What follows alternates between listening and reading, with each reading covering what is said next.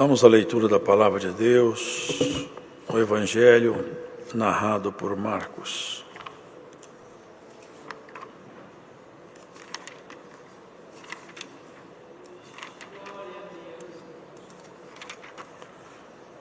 No capítulo 11 desse Evangelho.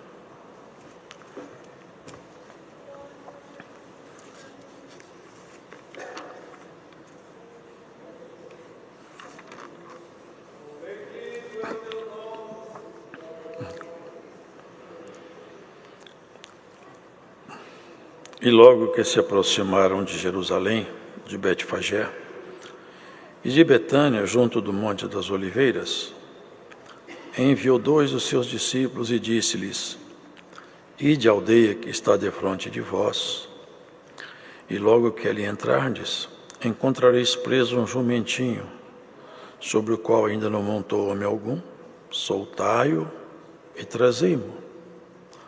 E se alguém vos disser, por que fazeis isto? Dizei-lhe que o Senhor precisa dele, e logo o deixará trazer para aqui.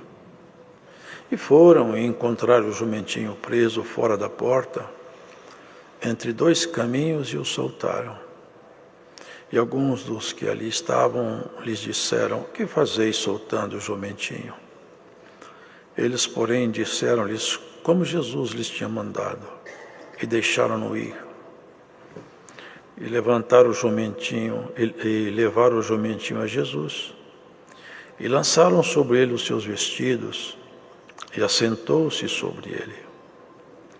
E muitos estendiam os seus vestidos pelo caminho, e outros cortavam o ramo das árvores, e os espalhavam pelo caminho. Aqueles que iam adiante dele, e os que seguiam, clamavam, dizendo: Hosana, bendito o que vem em nome do Senhor. Bendito o reino do nosso pai Davi, que vem em nome do Senhor. Hosana nas alturas. E Jesus entrou em Jerusalém, no templo, e tendo visto tudo em redor, como já fosse já tarde, saiu para Betânia com os 12. E no dia seguinte, quando saíram de Betânia, teve fome. E vendo de longe uma figueira que tinha folhas, foi ver se nela acharia alguma coisa.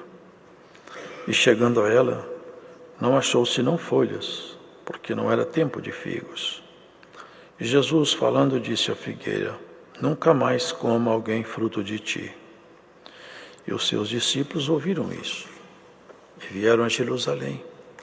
E Jesus, entrando no templo, começou a expulsar os que vendiam e compravam no templo, e derrubou as mesas dos cambiadores e as cadeiras dos que vendiam pombas, e não consentia que alguém levasse algum vaso pelo templo, e os ensinava, dizendo: Não está escrito, a minha casa será chamada por todas as nações casa de oração? Mas vós a tendes feito covil de ladrões. E os escribas dos sacerdotes, os escribas e príncipes dos sacerdotes, tendo ouvido isto, buscavam ocasião para o matar, pois eles o temiam, porque toda a multidão estava admirada acerca da sua doutrina. E sendo já tarde, saiu para fora da cidade. E eles, passando pela manhã, viram que a figueira se tinha secado desde as raízes. E Pedro, lembrando-se, disse-lhe: Mestre, eis que a figueira que tu amaldiçoaste se secou. E Jesus, respondendo, disse-lhes: Tende fé em Deus, porque em verdade eu vos digo que qualquer que disser a este monte: Ergue-te e lança-te no mar, e não duvidar em seu coração, mas crer que se fará aquilo que diz, tudo o que disser lhe será feito. Por isso vos digo que tudo o que pedires, orando, crede que o recebereis e tê-lo-eis. E quando estiveres orando, perdoai, se tendes alguma coisa contra alguém, para que vosso Pai que está nos céus vos perdoe as vossas ofensas. Mas se vós não perdoardes, também vosso Pai que está nos céus vos não perdoará as vossas ofensas. E tornaram a Jerusalém. E andando ele pelo caminho, pelo templo, os principais dos sacerdotes e os escribas e os anciãos se aproximaram dele. E lhe disseram: com que autoridade fazes tu estas coisas? Ou quem te deu tal autoridade para fazer estas coisas? Mas Jesus respondendo disse-lhes: também eu vos perguntarei uma coisa. E respondei-me, e então vos direi com que autoridade faço estas coisas. O batismo de João era do céu ou dos homens? Respondei-me. E eles arrazoavam entre si, dizendo: se dissermos do céu, ele nos dirá: então por que o não crestes? Se porém dissermos dos homens, tememos o povo, porque todos sustentavam que João verdadeiramente era profeta. E respondendo disseram a Jesus: não sabemos.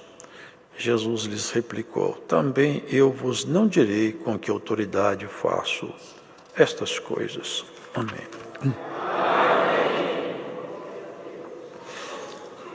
Esse relato é conhecido, não é, irmãos?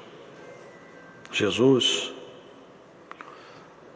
Aqui tem detalhes sutis que mostram uma autoridade de Jesus, que essa autoridade, em vários pontos, detalhes pequenininhos, vão revelando um certo poder de Jesus, autoridade. Até havia algumas pessoas tentarem explicar algumas coisas que o Senhor fez, com a sua razão, com a sua lógica. Mas, irmãos, a fé e a lógica não caminham juntas. Agora vejam, Jesus falou com eles: vão até a aldeia, quando vocês entrarem lá, vocês vão encontrar um jumentinho. Ele não tinha ido lá. Ele não conversou com o dono do jumentinho. Mas ele tem autoridade absoluta. É isso aqui, irmãos, são pequenos detalhes que mostram como o Senhor, Ele é Senhor sobre tudo. Quando alguém perguntar o que é que vocês estão fazendo, vocês digam que o Senhor precisa dele. É simples, mas é profundo. A voz de Cristo, de alguma maneira, já tinha entrado lá naquele lugar.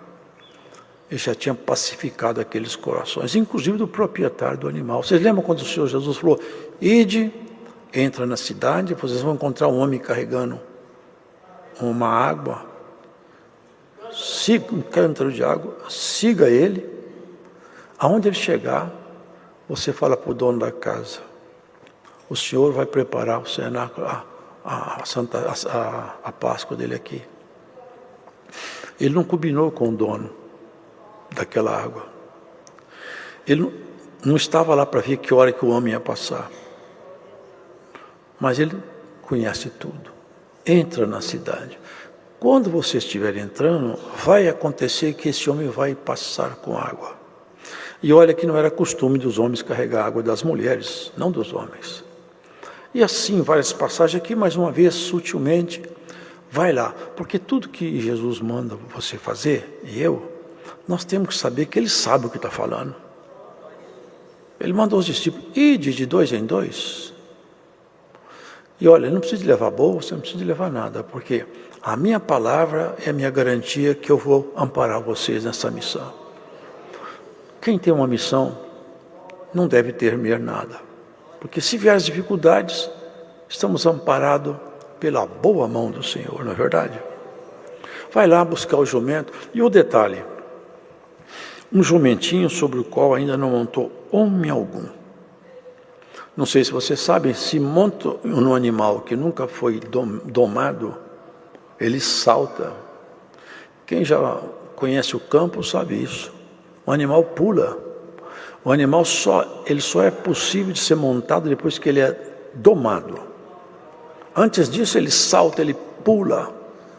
É só um especialista em doma que consegue pegar um animal que nunca foi montado. Ele pula para lá, para cá, até ele ser domado. Mas Jesus, quando sentou nesse jumento, ele não fez nenhum esforço. Sabe por quê, irmãos?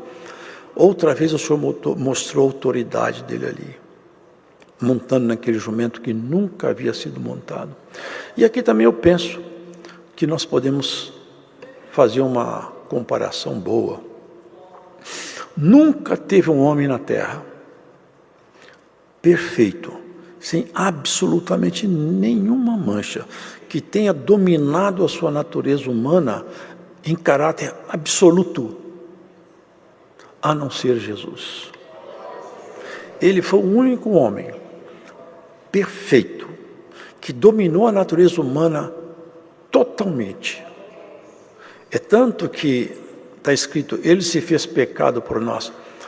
Ele nunca pecou, você sabe isso. Por causa disso que ele pôde nos representar, porque a pureza dele era irrepreensível. Ele falou, eis que se aproxima o príncipe deste mundo, que é o inimigo, e nada tem dele em mim. Ele não deixou nenhuma impressão em mim, nenhuma mercadoria dele eu peguei, nada que ele faz eu faço, nenhum sentimento que ele tem ele conseguiu imprimir em mim. Pelo contrário, eu estou expulsando o sentimento que ele pôs nos homens fora e estou colocando o meu. Ele foi o único, por isso que ele é chamado o verdadeiro homem, aquele que pode nos representar diante da eternidade. Eles pegaram o jumentinho, ele montou-se nele e estendia, olha que interessante, lançaram sobre ele os seus vestidos, forraram ele com o vestido e eles iam adiante, espalhando pelo caminho vestes. Uns, não sei se os irmãos sabem, mas os judeus, naquele tempo as pessoas não tinham muitas roupas, irmão. Um rico mesmo, eu vi um documentário uma ocasião falando sobre isso. Um rico, às vezes tinha 3 peças de roupa. A roupa era manual, muito difícil, demorava muito, era caro. Eles remendavam as roupas, mas não jogavam fora. Até para lavar, quem tinha roupa, lavava de noite para no outro dia usar. Mas os ricos tinham capa, tinha roupa e tinha uma capa por cima. Era sinal de... Quem tinha essa... tirava a capa e jogava. Agora, quem tinha uma roupa só não podia tirar e ficar nu. Então eles cortavam ramo de árvores e jogavam no caminho. Eu não posso tirar minha roupa, mas está aí o meu reconhecimento. Porque o rei hoje aproxima-se de Jerusalém. Era o dia do rei chegar em Jerusalém. Só que tão simples, tão modesto, como estava escrito, eis aí vem o teu rei, montado sobre um jumentinho, humilde, manso, um rei diferente de todos. E o que é bonito é que algumas pessoas reconheceram nele o rei, reconheceram nele a representatividade de um reino novo. Não os escribas, não os fariseus, não os príncipes daquele tempo, eles não. Mas olha, e muitos estendiam os seus vestidos pelo caminho, e os outros cortavam ramos das árvores e espalhavam pelo caminho. E aqueles que iam adiante, os que o seguiam, clamavam dizendo, Hosana, bendito que vem em nome do Senhor, bendito o reino do nosso pai Davi, que vem em nome do Senhor. Hosana nas alturas. Você sabe o que significa Hosana? Salva-nos depressa. A salvação que vem do alto. Chegou o rei que vai salvar. Chegou quem pode nos salvar. Chegou quem tem capacidade de nos salvar. Todos são condenados. Romanos está escrito, não há um justo. Não há um sequer. Todos juntamente se fizeram inúteis. Sabe que Jesus não veio estender o cetro do seu reino sobre os grandes deste mundo, sobre aqueles que nesse mundo se julgam senhores. Eles não quiseram o seu reino. Por isso que o reino dele é sobre os pequenos, porque ele também se fez pequeno. É sobre aqueles que confessam que eles não têm condição de resolver seus problemas básicos. Porque o ser humano não acha que ele é capaz. Eu vi há poucos dias um relato de um médico, já idoso, falando que a vida dele inteirinha, ele aprendeu que tudo que existe na hora da morte são reações bioquímicas, nada mais. Quando alguém relata alguma visão é porque é o desespero dos neurônios morrendo, cria uma certa ilusão. E ele faz suas explicações com base no conhecimento médico. É apenas o desespero de um corpo que sucumbe e as reações bioquímicas promovem ilusões. E essas ilusões é um conforto para a morte. É o desespero do cérebro morrendo. Só que ele viu uma coisa que ele fala: quando eu estava morrendo, eu vi a luz que a palavra luz não pode definir. Não vi céu, não vi inferno, mas eu vi o Senhor Jesus mansamente me apontando os caminhos meus passados. Chorei muito. E ele relata, sabe, irmãos, por muito tempo ele se achou tão importante, tão cheio de razão. Ele que fala isso. Para mim a crença era o refúgio dos fracos. A fé era o apoio das pessoas sem cultura. Por isso que o Senhor Jesus veio para quem sabe da sua estatura. Porque o homem acha que ele é alto, mas ele é baixo. O homem acha que ele é importante, mas ele não vale nada. É o coração, esse médico especialista em coração, foi exatamente o coração dele que parou. Ele não tinha como arrumar. Irmãos, o que é que está na mão do ser humano? Senão apenas o empréstimo temporário da vida. Você conhece, irmão, você que escuta essa palavra, talvez longe daqui, você confessa que você não tem competência de resolver seus problemas fundamentais. Nós precisamos de ajuda.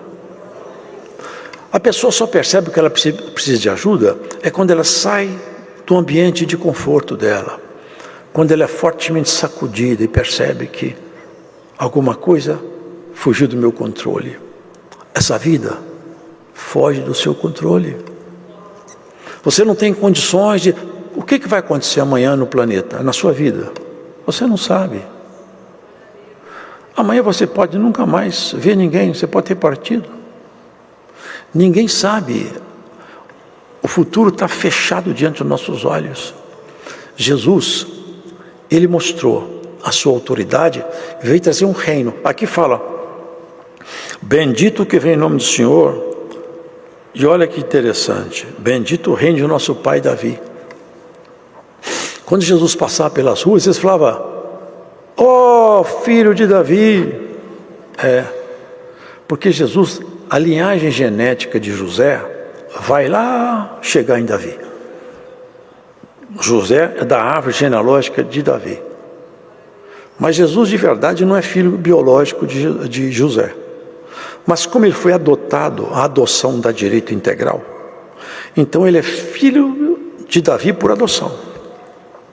Igual você é filho de Deus por adoção. Se pegar a sua linhagem genética, você não vai chegar no céu. Mas quando Jesus te enxertou na videira, você chega no céu pela adoção de Jesus. Vocês entendem isso aqui? É isso aqui precisamente, irmãos, aqui estava... Chegou o reino. Eu vejo as pessoas falar, Davi vai ter seu reino, vai chegar um descendente de Davi que vai governar a terra. Ele não vai chegar. Ele chegou faz 2000 anos. Chegou, calmo e manso. Ele fala calmo, ele é manso, ele é humilde, mas ele é todo poderoso. A palavra dele tem poder absoluto sobre tudo. Vocês nunca viram um espírito caído discutir com Jesus a autoridade dele. Vocês nunca viram Jesus tentar curar alguém e fracassar na proposta. Ele quando fala para o mar, para de balançar as ondas, ela parou. Ele governa sobre tudo. Ele é Senhor sobre tudo. Só o ser humano que não aceita o seu reino. Mas bem-aventurados são aqueles que falam, Senhor, continua reinando sobre mim. O reinado de Jesus tem regras, e a regra básica é o Evangelho da Graça. Se você estiver debaixo do reinado de Jesus, o Evangelho te veste como uma vestimenta que esconde a sua nudez. Ele não vai reinar sobre os filósofos, não sobre os grandes pensadores, não sobre os grandes cientistas. Eles não querem. Ele vem reinar sobre aqueles que falam: eu preciso de ajuda. Eu confesso que eu não consigo resolver meus problemas básicos. Eu confesso que eu não sei o que está atrás da porta da morte, a não ser olhando pela luz do Evangelho. Eu quero o teu reino. Você que escuta essa palavra, você não quer que o reino de Jesus caia sobre você como uma veste suave? Que você seja reinado, seja parte do reinado de Jesus? Eles estavam falando: Hosana, salva-nos agora, depressa. Jesus veio salvar. E olha que triste, foi exatamente ali em Jerusalém, exatamente ali, onde ele entrou como rei, reconhecido por um grupo pequeno. E eles falavam: manda eles calarem, estão gritando aí, Hosana, até as criancinhas falam glória, como que pode isso? Nunca lestes? Da boca das crianças de peito eu tiro o perfeito louvor. Vocês sabiam que as crianças pequenininhas, guardem isso, pode ler isso aqui, os anjos, ela tem anjos que acompanham elas. As crianças têm anjo que sai com ela por todo lado. Sabiam disso aqui? Pode ler em Mateus, eu acho. Agora eu pergunto a vocês: quem anda com vocês? Quem anda conosco? Será que os anjos de Deus têm franco acesso até nós? Agora, quem não anda com Jesus, qual anjo que anda com ele? Não é de Deus. Porque quem serve ao pecado é escravo do pecado. Parece uma boa sociedade, o homem e o pecado. É uma diversão, uma alegria, e vai vivendo o pecado e o homem junto. Mas essa sociedade aqui, não dá certo, porque o sócio, ele de repente vira um tirano, ele governa, ele escraviza, e depois ele leva para o mundo das trevas. Eu lembro de um escritor, já falei aqui, muito conhecido, Bocage, que no leito da morte dele, ele falou isso: os prazeres, evaporei minha alma, correndo nessa loucura dos prazeres. E ele fala: os prazeres meus sócios, meus tiranos. Agora eu me aproximo da morte. Ele pediu perdão e falou para o povo que lia os livros dele: ó gente ímpia, rasga meus versos e crê na eternidade. Queridos, a vida de um ser humano só faz sentido quando ela está iluminada pela palavra de Deus. Jesus veio aqui exatamente para isso, para reinar sobre nós. O pecado, quando ele reina, ele juntamente com seu reinado, ele traz a morte. Jesus veio nos livrar de tudo isso. Por isso que ele falava: Hosana, era o Espírito Santo inspirando aquele povo: salva-nos agora. Ele veio salvar mesmo. Chegou em Jerusalém, ele foi reconhecido? Não. Os principais recusaram ele. E o que eu acho muito terrível é que ele foi levado perante o sumo sacerdote, que deveria reconhecer ele o Cordeiro de Deus. Acusavam, falavam palavras contra. Esse homem falou que vai derrubar o templo e depois de 3 dias torna a edificar o templo de Jerusalém. Ele não falou isso. Ele falou: o templo do seu corpo. É que eles não entenderam. Queriam condená-lo, mas Jesus não abria a boca. O sumo sacerdote ficou perturbado. Você não fala nada contra os seus acusadores? Você não percebe que estão te acusando? Ele ficou calado. Eu te conjuro pelo Deus vivo. Aí mexeu com a natureza espiritual. Você é o Cristo. Tu o disseste. Em breve vereis o Filho do Homem à direita do Todo-Poderoso. Já blasfemou. Condena ele. Sabe como é que eles condenaram o Senhor Jesus? Pelas mãos de Roma. Entregaram a Pilatos. E Pilatos se entregou aos soldados. Foi flagelado. foi preso e crucificado pela mão de Roma. Eles pegaram a mão de Roma emprestada para matar Jesus. E pouco tempo depois, talvez menos de 40 anos, a mão de Roma foi lá em Jerusalém e matou todos os que estavam lá. Não ficou pedra sobre pedra. O templo foi derribado. Até hoje não foi reedificado. Desde que esse templo foi destruído até o dia de hoje, em cima do lugar onde era o templo, tem lá um lugar chamado Domo da Roca, ou a Mesquita Dourada. Nunca mais os judeus tiveram o controle daquele lugar. Mas ele continua edificando templos novos. E bem-aventurados são aqueles que foram edificados por Jesus. E aqui nós vamos entender o que ele está falando. Veja o que está explicando. No dia seguinte, saiu de Betânia, ele foi numa figueira. Mas não era tempo de figo. Mas ele fez aquilo para os discípulos olhar. Vocês conhecem essa passagem. Ele foi lá, procurou um figo e não achou. Ele estava olhando para ele. Falou: maldita sejas tu, figueira. Nunca mais você vai produzir fruto. Olha o que ele fala. Nunca mais coma alguém fruto de ti. E os seus discípulos ouviram isso. Foram para Jerusalém. Quando ele entrou no templo, olha aqui, o que ele encontrou lá? Vendas, comércio, negócio. Olha o que ele fez. Derrubou a mesa dos cambiadores e as cadeiras dos que vendiam pombas, e não consentia que alguém levasse algum vaso pelo templo. Não está escrito que a minha casa será chamada casa de orações, mas vós a tendes feito covil de ladrões. Vocês entenderam a figueira? Quando ele entrou no templo, ali foi uma profecia do que ia acontecer. E no templo ele já começou: vocês estão com a estrutura religiosa toda em volta de vocês.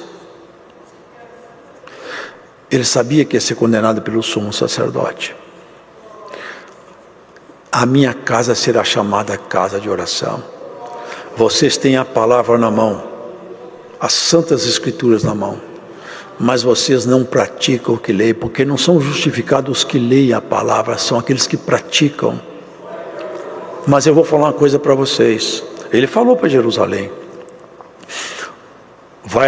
vocês vão receber trincheira em volta de vocês, Jerusalém. Vão ser dias de vingança. Vai chegar um momento que eu já advirto vocês: quem estiver no campo, não volta para a cidade. Quem estiver no telhado, não desça. Tenho dó das grávidas e das que estiverem amamentando aquele dia. E peçam a Deus que isso não aconteça no dia de sábado, porque de sábado ninguém podia carregar nada, eles não poderiam fugir. Exatamente o que aconteceu quando Vespasiano entrou em Jerusalém, destruiu tudo, matou todo mundo, foi uma matança. Falam que as ruas corria sangue pelas ruas como um rio. Nunca mais você vai dar fruto, figueira. Até hoje, irmãos, essa figueira não deu fruto mais. Até hoje, são 2000 anos e pouco. Nunca mais um profeta apareceu em Jerusalém. Nunca mais uma visão aberta sobre Israel. Todo esse tempo é o silêncio. Se vocês pegarem a escritura do Velho para o Novo Testamento, Antigo Testamento para o Novo, tem uma página em branco. Porque desde que Jesus, antes de Jesus aparecer, havia tido um silêncio de Deus. 400 anos aproximadamente, do último profeta até a vinda de Jesus, Deus ficou em silêncio por 400 anos. Agora, Deus está em silêncio com eles há mais de 2000 anos. Mas continua falando com essa igreja. Louvado seja Deus. Hosana nas alturas.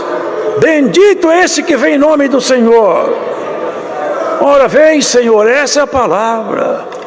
Ele é rei, ele reina. Eles estão esperando um reinado. O reinado já começou faz 2000 anos. Não vai pegar alguém da casa de Davi e fazer ele se tornar rei, não. Essa herança não existe. A herança de Davi é Jesus. O trono dele é a graça. É a dispensação da graça. O trono de Davi está aqui. O rei que vem segundo a linhagem de Davi já veio.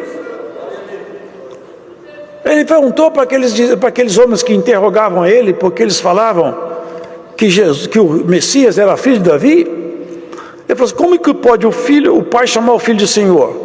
Ora, se o Messias, ele é filho de Davi, como que Davi, quando reporta-se a ele, fala: disse o Senhor ao meu Senhor? Se Davi chama de Senhor, como ele pode ser filho de Davi? Ninguém perguntou a ele mais nada e queria matá-lo. E nós queremos que ele volte, porque nós sabemos que ele é rei. Ele é teu rei, teu Senhor. E você que escuta essa palavra, você não quer que o rei Jesus seja teu rei e teu Senhor também? Bem-aventurado aqueles que estão no reino de Jesus. Tem fartura, tem paz, tem justiça, tem esperança, tem paciência, tem solução para os seus problemas. Ele é manso, mas ele é poderoso. Ele é humilde, mas ele é rei. Ele, quando fala, a autoridade da voz dele, até aqueles homens falavam, ele fala como quem tem autoridade, não como falam os escribas. Ele fala para as doenças, fala para o morto, fala para os demônios, fala para o mar, fala para o vento, e tudo obedece a ele. Só o ser humano que continua resistindo. Mas dias virão que aqueles que tiverem resistido a esse reinado vão se arrepender por estar debaixo de outro reinado. Que esses que vivem em pecado estão debaixo do reinado do pecado. E esse reino vai terminar, e vai terminar de um jeito muito triste. Vocês fizeram a minha casa um covil de ladrão. Ao invés de ele se arrepender, sabe o que eles fizeram? Buscava ocasião para o matar. Voltou pelo caminho, quando passou pela figueira, ela tinha se secado desde as raízes. E Pedro falou: mestre, eis que a figueira que tu amaldiçoaste se secou. Secou. E vai secar. Vai secar. Eles vão procurar água aqui, não vão ter mais água. Mas quem me ouvir vai formar nele uma fonte de água que vai saltar dessa vida para a vida eterna. Tem água em você, irmão? Tem, irmão?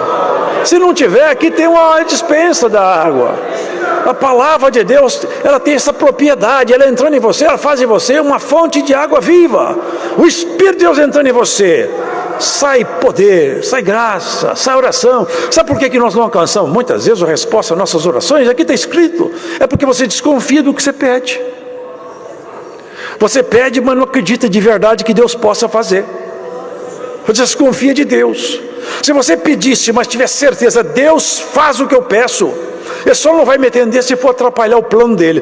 Tudo que você pedisse, ele faria.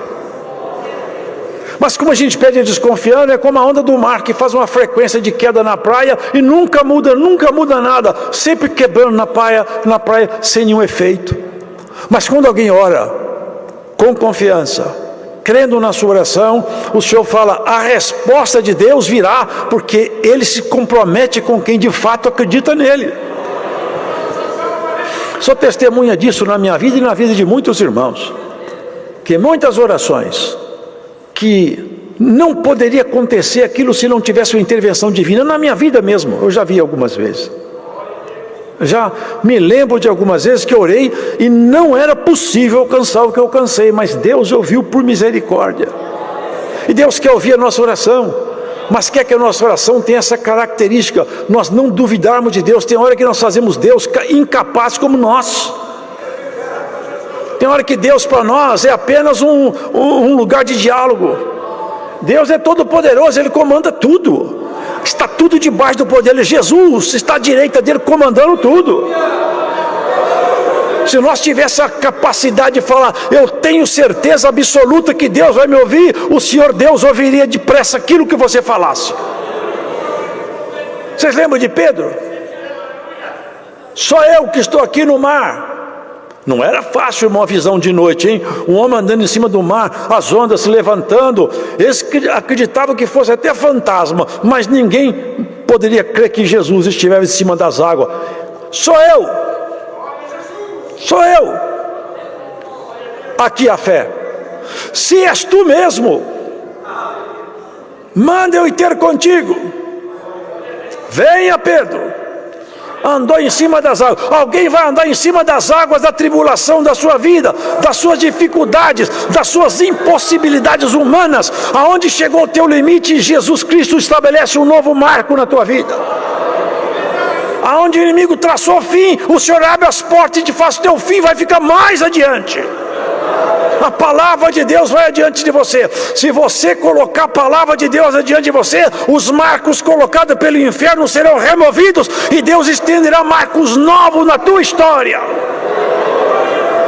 Marcos novos virão na tua vida espiritual, na tua vida sentimental. Novos marcos virão na tua família. Aonde foi colocado uma chancela, uma marca, um final de linha, o Senhor te diz assim por essa palavra: eu arrancarei o final de linha. Glórias a Jesus. Aonde está escrito fim de linha, o Senhor fala reinício de nova jornada. Eu sinto o Espírito de Deus aqui em mim para pregar essa palavra. Haverá renovo, haverá mudança, haverá transformação pela fé depositada no teu coração, pela palavra inspirada pelo Espírito Santo. O Senhor tem essa autoridade, tem esse poder. É coisa maravilhosa, irmãos. Quantas vezes nós já vimos isso? Quantas vezes? A pessoa morrendo.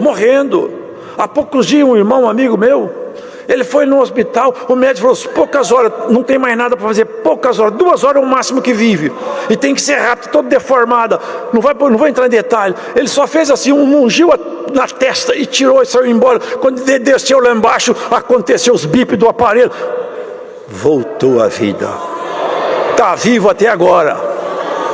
E os bips falaram que você ia morrer. Pois o Senhor te fala assim por essa palavra: vai ter renovo na tua vida espiritual. Seu coração vai bater mais forte. Não desanima, porque essa jornada é de muita batalha, mas o Senhor estando conosco, tudo termina bem. Nós só temos que de tempo em tempo verificar: o Senhor continua comigo? Então está tudo bem. Enquanto o Senhor estiver comigo, está tudo bem. Eu sozinho já sou maioria. Eu com o Senhor eu salto o esquadrão. Eu com o Senhor eu passo em qualquer lugar. Agora, se eu estiver com a multidão do seu lado, se o Senhor te abandonar, você está perdido. Sabe o que o Senhor fala? Em vão vigia a sentinela se Deus não guardar a cidade. Mas se Deus guarda a cidade, pode acontecer o que for, Deus te protegerá. Não que você não vá sofrer, não que você não vá chorar, mas que você não vai ser vencido, nem vencida. Sabe o que Jeremias fala em Lamentações? Lá está escrito: ora, a razão de nós não sermos consumidos é que são muitas as tuas misericórdias, e ela se renova a cada manhã. Hoje a misericórdia se renova à luz dessa palavra na tua vida. E tem muitos que escutam longe. Tem uns que escutam como foi dado na oração, num carro, num caminhão, no trabalho. Tem uns que escutam no hospital, tem uns que escutam dentro da cadeia. Aonde você estiver, o Senhor te hoje abre essa perspectiva. Aonde o inimigo colocou fim de linha, o Senhor te abre novo reinício. A partir de então, uma jornada nova. Atrás das grades, Cristo te solta. Do hospital, Cristo te liberta. Mas do pecado, se você não procurar o reinado de Jesus, você vai para as trevas. Se você estiver lá, preso no pecado, escute essa palavra. Estende a mão para Jesus, nosso Senhor. Fala: Senhor, me tira daqui que eu não quero mais ser escravizado. Eu quero ser solto. Quem é solto, Jesus quando converte fica preso.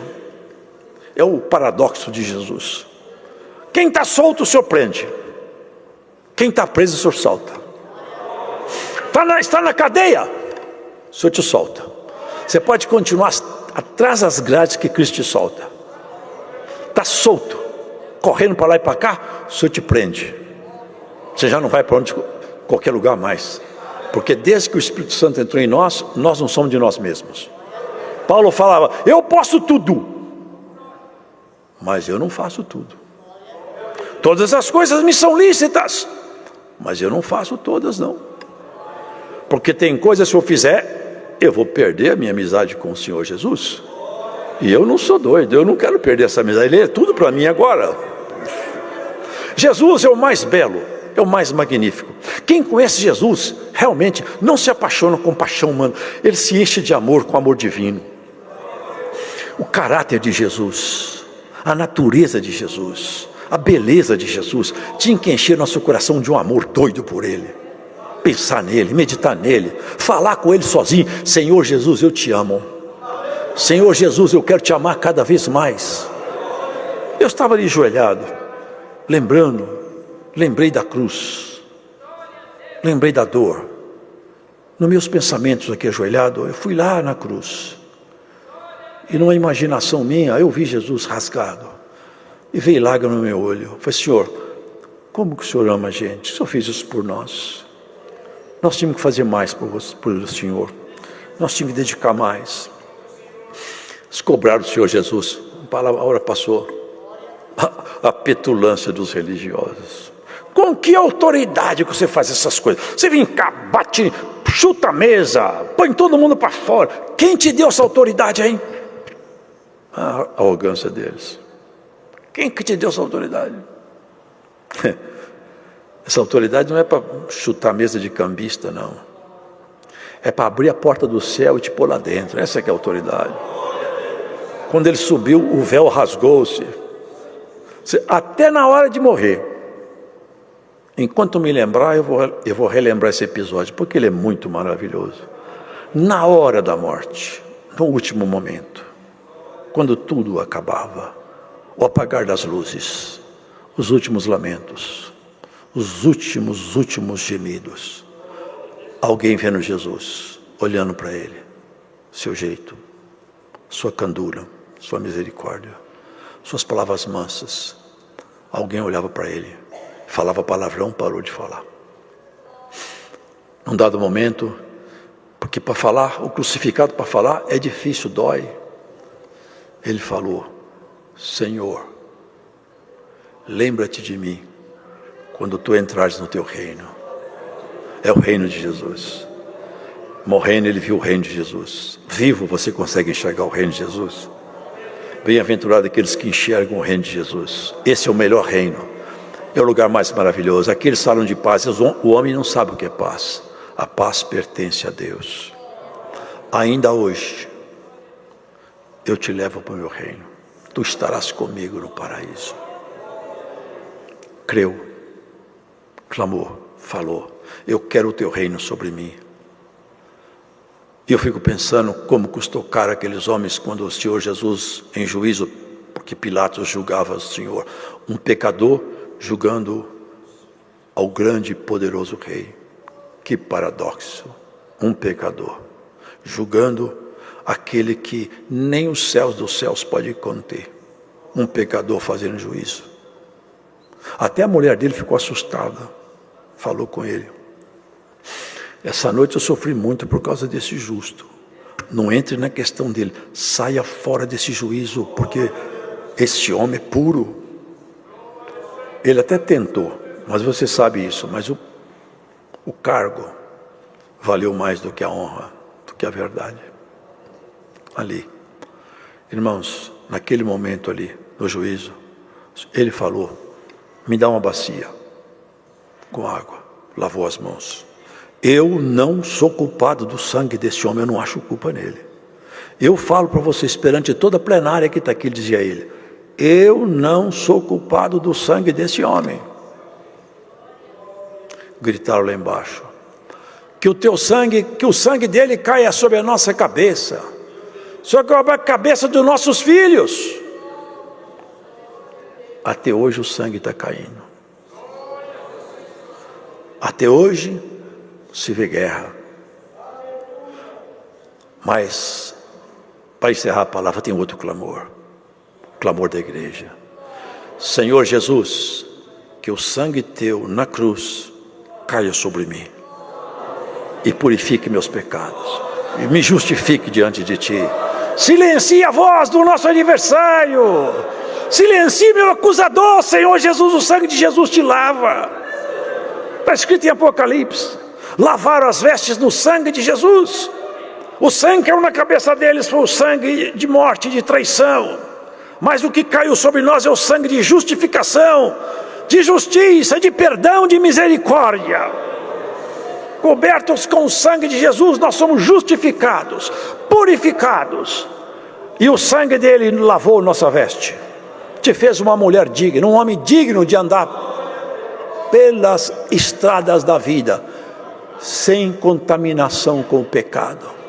Nós não temos sociedade com o pecado. O sócio do o pecado, quando pega um sócio, escraviza.